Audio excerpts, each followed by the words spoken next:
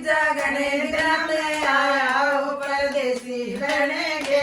जीजा गणे दिन में आया वो परदेसी बहने के जीजा लाडू क्यों ना लाया वो टरक भरेंगे जीजा लाडू क्यों ना लाया वो टरक भरेंगे सारी बोली मैं ते मारो ए जीजा से छोटा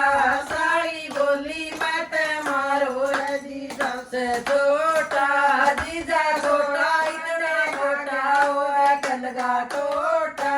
जीजा तो सोना मंडे का गया वो दिखत गा टोटा जीजी झूठ में ते बोले पड़ेगा टोटा सारी झूठ में ते बोलो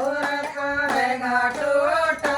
जीजा टोटा में ते घेरे हो ना दूंगी सोटा जीजा टोटा में ते घेरे